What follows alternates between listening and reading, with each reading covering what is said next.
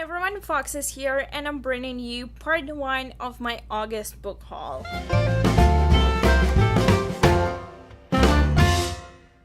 Yes, in August I bought so many books that I had to split my book haul into parts.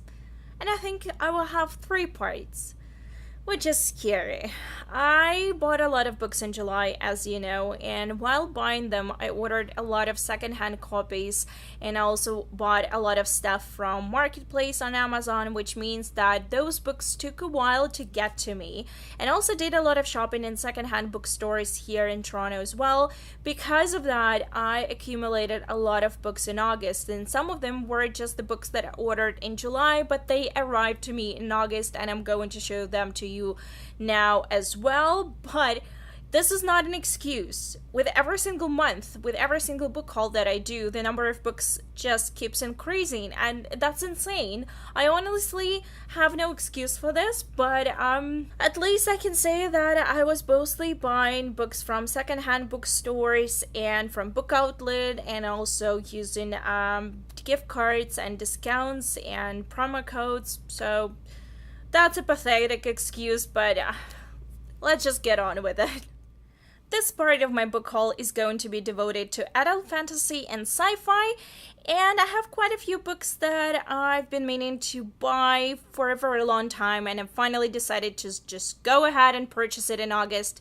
So here we go. And the first book that I have to show you guys here is The Thousand Names by Django Wexler. This is book number 1 in the Shadow Campaign series, and I know next to nothing about it. It's just adult high fantasy. There is some war going on, and I really like the cover, and it keeps popping up on my recommendations, so I just decided to go ahead and purchase it. Another book that I've got here is also book number 1 in the series, and this is Inda by Sherwood Smith. I've had this book on my list for God knows how long, and Samantha on her channel keeps recommending it as well, and I just decided to go ahead and purchase it. There is just no reason for me not to read it, and I'm excited to finally have it. And then I have The Color of Magic by Terry Pratchett, and this is book number 1 in his Discworld series, which is very famous. Everyone read it. I read it as well many years ago, and read it and I loved it, and I'm pretty sure I have a copy of it somewhere back home. Probably a different edition though, but I really wanted to get my hands on this edition because it's super cute. Look at this. Look at this.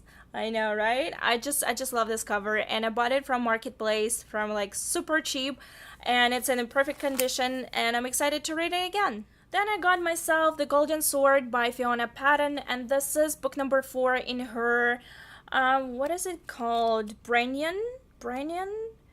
Yeah, Brainian Realm series, and I have books 1, 2, and 3, and I read book number 1 ages ago, and I wanted to continue with the series, but the books were out of print, and I was trying to find them in local bookstores, but all the copies that I saw were like really used and in poor condition. This one is almost in mint condition, very good condition. I think I got it from Ape, and I'm surprised about how good this copy looks, and I'm excited to have it. And the next book that I have is Hope and Red by John Scavran. This is book number 1 in the Empire Storms. Not sure if it's gonna be trilogy or a series. This is a new author, and this is a new book, and this book has pretty good rating on Goodreads, and that's why it caught my eye. And it's supposed to be about 2 protagonists who are trying to destroy the Empire.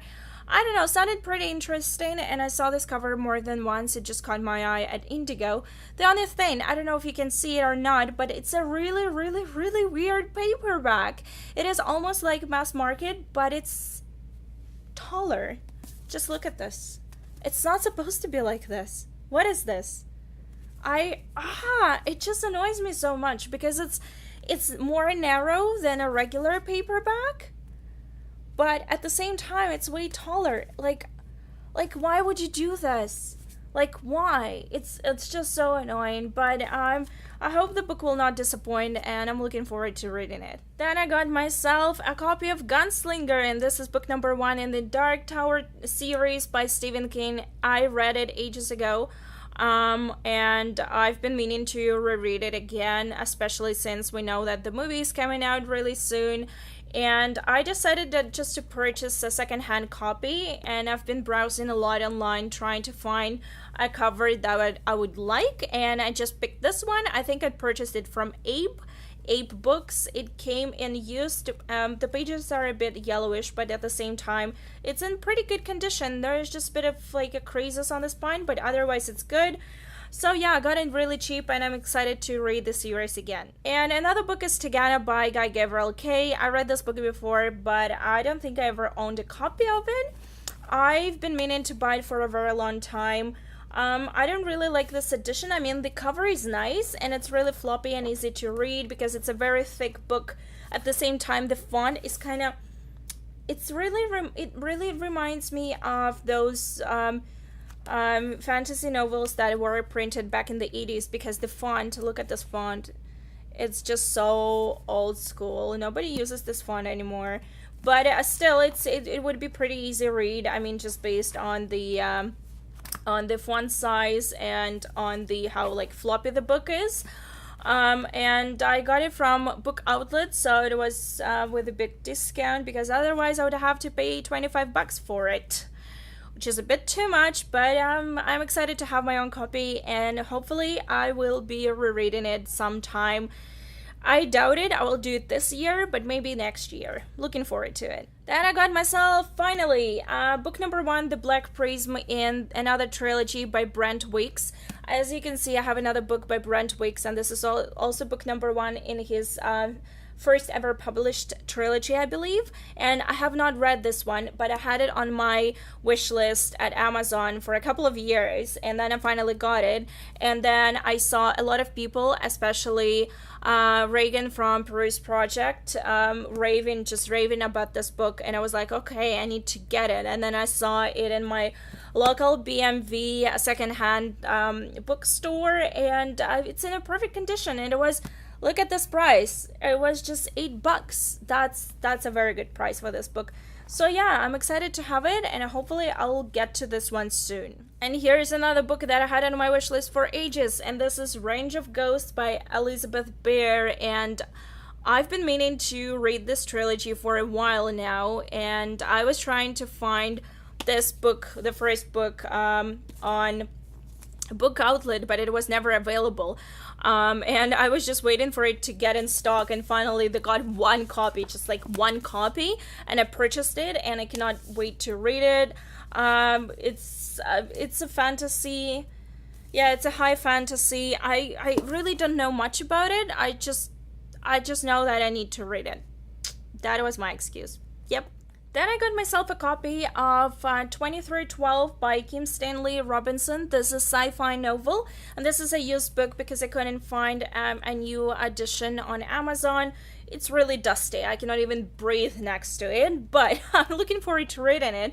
Unfortunately, the blurb at the back doesn't really give much. It just basically says that it's saying like it's a future and the world is open to new possibilities, whatever that means.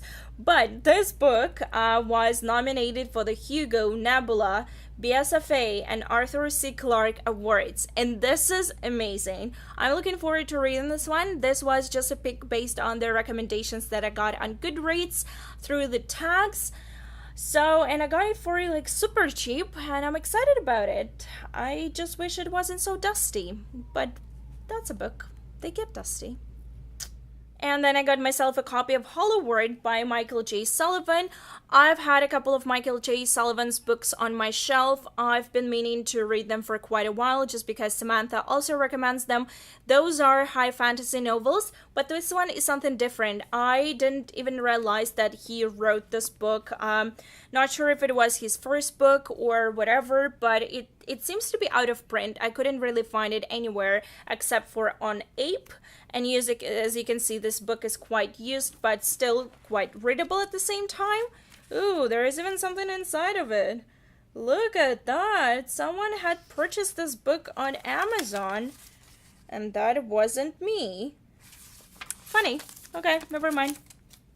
Supposedly this is a sci-fi novel about a guy who is diagnosed with a terminal illness, and he decides to explore the world, and he creates a machine or something like this. I'm not really sure, but it was again recommended to me through tags on Goodreads, so I just kind of went on a rampage, and I bought this book, and hopefully it will not disappoint me. And then I have The God Eaters by Jesse Hadjichak. I'm not sure I'm pronouncing that right, but let's just roll with it. This is the book which I had on my radar for God knows how long, and the reason that I haven't purchased it earlier was because it just costed so much money that I couldn't find it anywhere. And then I was like, okay, whatever, I'm buying it because I want to read it, and the ratings are good, reviews are good. It is fantasy, it is a standalone, and it has a queer theme. I mean, yeah, this is my book, and I was just so surprised that it's so big. Like, I did not expect that. But anyway, I'm really, really, really looking forward to reading this one. And then I got 2 books by Samuel R. Delany. This book has Babel 17 and Empire Star in it. And this is Sci-Fi. I read this book before. I cannot really tell you what it is about just because it's been ages, but I've been meaning to reread this book for a while, and I'm happy to have my own copy now. And the second book by Samuel is Dahlgren. This is also sci-fi, and I got both books. As you can see, they're kind of matching copies. I got them from Indigo, and I had a very weird thing happen to this order. I ordered this book and also another one, and when I received the package, there was only this book in the package, and the other one was missing. And this book came in with Indigo flyer stuck to it, to the point that when I'm trying to peel it off, it's just peeling off with parts of the cover, and it leaves all the smudges here. I was so furious because this has never happened to me before with Indigo, and I obviously emailed them about it. They replaced the book that I was missing from my order, no problem. But for this book, what they told me essentially was that since this book is damaged, they can reimburse only 10% of this book price because it's damaged, or they can return the full book price, but I have to drop off the book at one of the stores. And I was like, you know what? I'm keeping this book, even though I have a flyer stuck to it, and I don't know what to do with it.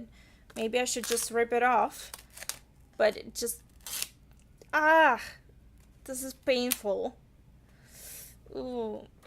Just look at this. I could have gotten this book in a secondhand store. Well, I didn't, just because I couldn't find this book anywhere. That's why I ordered it online. But just look at this. Oh my god, my poor book. Yeah, anyway, so I don't remember if I ever read this book or not, but it's also sci-fi, and it is a very well-known book by this author, so I'm looking forward to reading it. Honestly, I don't really know much about it, but I'm excited to have them because those are almost like classics. I'm not much into sci-fi, but I've read this one and I liked it, so hopefully I will like this one too.